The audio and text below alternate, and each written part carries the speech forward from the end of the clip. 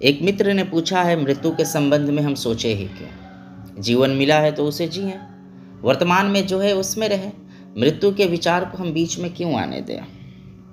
उन्होंने ठीक बात पूछी है, लेकिन अगर इतना भी सोचा कि मृत्यु के विचार को क्यों बीच में आने दे, तो भी मृत्यु का विचार तो आ ही गया। और अगर इतना भी सोचा कि हम जिए ही, हम मरने के संबंध में सोचे ही ना, तो भी तो सोचना शुरू हो गया।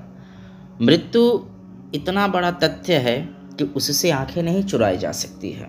यद्यपि हम जीवन भर यही कोशिश करते रहे कि मृत्यु के संबंध में ना सोचे, इसलिए नहीं कि मृत्यु ना सोचने जैसी चीज़ है, बल्कि इसलिए कि सोचने से भी भय लगता है। ये विचार भी प्राणों को कपा जाती है कि मैं मरूंगा, जब मरूंगा तब तो कपाएगा ही।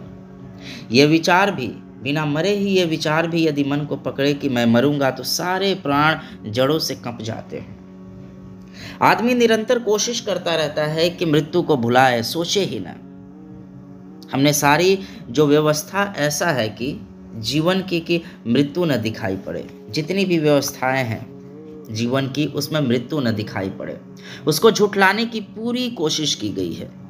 और आदमी ने जो इंतजाम किए हैं वे सफल होते हुए दिखाई पड़े, लेकिन सफल होते नहीं है, क्योंकि मृत्यु है। उससे कैसे भागोगे? कब तक भागोगे? कहाँ भागोगे? और भागते भागते उसमें ही पहुंच जाना है। कहीं भी भागो, किसी भी दिशा में भागो, पहुंचोगे वहीं पहुंचना है। और वो रोज करीब आती चली जाती है, सोचे या ना सोचे, भागे या बचे, लेकिन किसी भी तथ्य से भागा नहीं जा सकता है। और मृत्यु कोई ऐसी बात नहीं है कि भविष्य में घटित होगी, इसलिए हम उसके बारे में क्यों सोचें? यह भी भ्रांति है। मृत्यु भविष्य में घटित नहीं होगी, मृत्यु प्रतिपल घटित हो रही है, पूर्ण होगी भविष्य में, घटित तो प्रतिपल हो रही है। यानी इस वक्त भी हम मर रहे हैं। यहाँ घंटे भर हम बैठेंगे तो घंटे भर मर जाएंगे, 70 साल लगेंगे पूरा मरने में, लेकिन उसमें ये 1 घंटा भी सम्मिलित होगा। ये घंटा भर भी हम मरेंगे, ये घंटा भर भी हम मरेंगे। ऐसा नहीं है कि अचानक कोई एक दिन 70 साल में मर जाता है, अचानक मौत आ जाती है। मौत कोई आकस्मिक घटना नहीं है, ग्रोथ है, विकास है, जो जन्म के दिन से शुरू होती है। असल में जन्म मृत्यु का पहला छोर है और मृत्यु अंतिम छोर है। यात्रा उसी दिन शुरू होती है जिसको हम जन्मदिन कहते हैं, वो मरने का दिन का पहला दिन है। यात्रा में ज़रा वक्त लगेगा, लेकिन चल तो पड़े हैं उसी रास्ते पर। जैसे कोई आदमी द्वारका से चल पड़े कलकत्ते के लिए, तो जो पहला कदम उठाएगा वह भी कलकत्ते के लिए ही उठाया जा रहा है। अंतिम कदम उठाएगा वह भी कलकत्ते के लिए ही उठाया जा रहा है। और अंतिम कदम जितना कलकत्ता पहुंचाएगा, उतना ही पहला कदम भी पहुंचाएगा। और अगर पहला नहीं पहुंचाएगा तो अंतिम कभी नहीं जा सकता है, कभी नहीं पहुंचा सकता। यानी जब मैंने द्वारका से कलकत्ता चलने के लिए पहला कदम उठाया, तभी मैं कलकत्ता पहुंचने लगा। कलकत्ता 1 कदम पास आ गया, 1 कदम पास आ गया, 1 कदम पास आता चला जाता है। हालांकि हो सकता है कि 6 महीने बाद आप कहें कि अब कलकत्ता आ गया, लेकिन वो 6 महीना पहले ही आना शुरू हो गया था, इसलिए 6 महीने बाद आ सका। इसलिए दूसरी बात ये कहना चाहता हूँ कि मृत्यु भविष्य में है, ऐसा मत सोचना आप। मृत्यु प्रतिपल है और भविष्य क्या है? हमारे सारे वर्तमान का एक जोड़ है, निचोड़ है। हम जोड़ते चले जा रहे हैं, जोड़ते चले जा रहे हैं, जोड़ते चले जा रहे हैं। पानी को कोई गर्म कर रहा है, पहली डिग्री पर पानी गर्म हो गया, लेकिन अभी भाप नहीं बन पाया। 2 डिग्री पे पानी गर्म हो गया, अभी भी भाप नहीं बन पाया। भाप तो 100 डिग्री पर बनेगा, लेकिन पहली डिग्री पर भी भाप बनने के करीब पहुंचने लगा था। दूसरी डिग्री, तीसरी डिग्री, 99 डिग्री पर भी पानी भाप नहीं बन गया, 100 डिग्री पर भाप बनेगा। लेकिन क्या आपने ख्याल किया कि 100वीं डिग्री एक ही डिग्री है और पहली डिग्री भी एक ही डिग्री है। 99 से 100 तक की जो यात्रा करनी पड़ी है, वो यात्रा 1 से 2 तक करनी पड़ी है, उसमें कोई फर्क नहीं है। इसलिए जो जानता है वो पहली डिग्री पर ही कहेगा कि सावधान, पानी भाप बन जाएगा। हालांकि कहीं पानी भाप बनता हुआ दिखाई नहीं पड़ रहा है। हम कहेंगे सिर्फ पानी गर्म हो रहा है, भाप कहाँ बनता है? 99 डिग्री तक हम अपने को धोखा दे सकते हैं, पानी अभी भाप नहीं बन सका। लेकिन 100वीं डिग्री पर पानी भाप बनेगा और हर डिग्री 100वीं डिग्री के करीब लाती चली जाएगी। इसलिए मृत्यु भविष्य में है ऐसा कहकर बचने की, पोस्टपोन करने की कोशिश करना व्यर्थ है। मृत्यु प्रतिपल है, हम रोज मर रहे हैं। असल में जिसको हम जीना कह रहे हैं उसमें और मरने में कोई फर्क नहीं है। हम जिसको जीना कह रहे हैं वो धीरे धीरे मरने का नाम है। मैं नहीं कहता कि भविष्य के लिए सोचें, लेकिन जो हो ही रहा है उसे देखें, और सोचने के लिए भी नहीं कहता। उन मित्रों ने पूछा है कि मृत्यु के संबंध में क्यों सोचें। मैं नहीं कहता कि सोचें, सोचकर आप कुछ जान भी नहीं पाएंगे। ये ध्यान रहे कि सोचने से किसी भी तथ्य पर कभी नहीं पहुंचा जा सकता है, कभी नहीं जाना जा सकता। असल में सोचने की तरकीब तथ्यों को झुठलाने का तरकीब है। अगर एक फूल खिला है, आप फूल के संबंध में सोचे तो आप फूल को कभी नहीं जान पाएंगे, लेकिन जितना आप सोचने में चले जाएंगे उतना फूल दूर छूट जाएगा।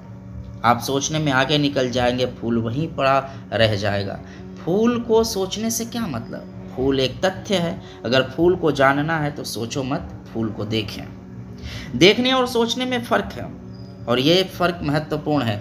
पश्चिम सोचने पे बड़ा जोर देता है, इसलिए उन्होंने अपने विचार शास्त्र को फिलॉसफी नाम दिया।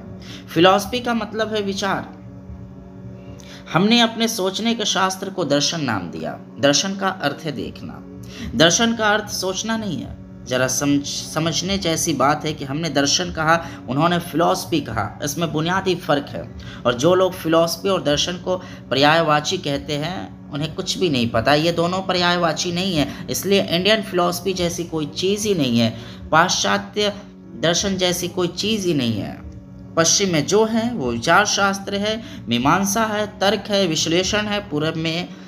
पूरब ने एक और फिक्र की है। पूरब ने ये अनुभव किया है कि कुछ तथ्यों को सोचने से जाना नहीं जा सकता है, तथ्यों को देखने पड़ेगा, जीना पड़ेगा। सोचने और देखने में बड़ा फर्क है। एक आदमी प्रेम के संबंध में सोचता है तो हो सकता है प्रेम के ऊपर शास्त्र लिख सके, लेकिन प्रेम प्रेमी को जीता है, देखता है। हो सकता है शास्त्र न लिख सके। और प्रेमी से अगर कोई पूछने जाए कि प्रेम के संबंध में कुछ कहो तो शायद आंखें उसकी बंद हो जाए, आंसू बहने लगे, और वो कहे कि मत कहो। कैसे कह सकता हूँ? मत पूछो यार, प्रेम के संबंध में क्या कह सकता हूँ? और जिसने प्रेम पर सोचा वो प्रेम पर घंटों समझाएगा, लेकिन प्रेम के कण कण भर उसे पता ना होगा, एक कण भी उसे पता ना होगा। सोचना और देखना दो विभिन्न प्रक्रियाएं हैं। तो मैं ये नहीं कह रहा हूँ कि मृत्यु के संबंध में सोचेंगे तो आप मृत्यु को कभी नहीं जान पाएंगे, कभी नहीं। देखना पड़ेगा। मैं ये कह रहा हूँ मृत्यु तो खड़ी है, आपके भीतर खड़ी है, इसे देखना पड़ेगा। ये जिसे मैं कह रहा हूँ ये मर रहा है पूरे वक्त। इस मरने के घटना को देखना पड़ेगा, इस मरने की घटना को जीना पड़ेगा, इस मरने की घटना को स्वीकार करना पड़ेगा कि मैं मर रहा हूँ। झुठलाने की हम बहुत कोशिश करते हैं, 1000 तरकीबें हमने निकाली है झुठलाने की। सफ़ेद हो गए बाल, खिजाब लगा सकते हैं, लेकिन उसमें मौत झुठलाया नहीं जा सकता। वो तो आती है, खिजाब लगे हुए बाल के भीतर भी बाल सफ़ेद ही है, वो मौत आनी शुरू हो गई है, वो आएगी, उसे हम कैसे झुठलाएंगे? उसे हम कितना ही झुठलाते चले जाएंगे, इसमें कोई फर्क नहीं पड़ता। उसकी गति चल रही है। हाँ, इतना फर्क पड़ सकता है कि हम उसे जानने से वंचित रह जाएं। और मैं ये कह रहा हूँ कि जो अभी मृत्यु को न जान पाया वो जीवन कैसे जानेगा। मैं ये कह रहा हूँ कि मृत्यु तो परिधि है, जीवन केंद्र है। अगर परिधि को ही न जान पाया तो केंद्र को कैसे जानेंगे? और अगर परिधि से ही भाग खड़े हुए तो केंद्र के पास तो कभी पहुंच ही नहीं पाएंगे। क्योंकि जिस घर के बाहर की बाउंड्री की दीवार से मैं डर गया, भाग खड़ा हुआ, उस घर के भीतर के भवन में कैसे प्रवेश करूंगा? मृत्यु है बाहर का घेरा, मृत्यु है बाहर का घेरा, जीवन है मृत्यु के केंद्र में स्थापित मंदिर। उस बाहर के घेरे से हम भाग रहे हैं तो हम जीवन से ही भाग जाते हैं। जो मृत्यु को जानेगा वो धीरे धीरे मृत्यु के वस्त्रों को हटाकर जीवन को भी जानने लगा। मृत्यु द्वार है जीवन को जानने का। मृत्यु से बचे कि जीवन से भी बचे। तो जब मैं कहता हूं कि मृत्यु को जाने तो तथ्य को पहचाने, तो सोचने के लिए नहीं कह रहा हूं। एक मजे की बात समझ लेनी चाहिए, सोचने का मतलब है जिसे हम जानते हैं उसको दोहराना। सोचना कभी भी मौलिक नहीं होता। आमतौर से हम कहते हैं कि फला व्यक्ति विचार बहुत मौलिक है, बहुत ओरिजिनल है। कोई विचार भी मौलिक नहीं होता, विचार मौलिक हो ही नहीं सकते। दर्शन मौलिक हो सकता है, विचार तो सदा वासे होते हैं। अगर मैं आपसे कहूं कि गुलाब के फूल के संबंध में सोचिए, तो आप क्या सोचेंगे? जो आपने गुलाब के संबंध में जाना है, पहचाना हुआ है, उसी को दोहराएंगे? करेंगे क्या?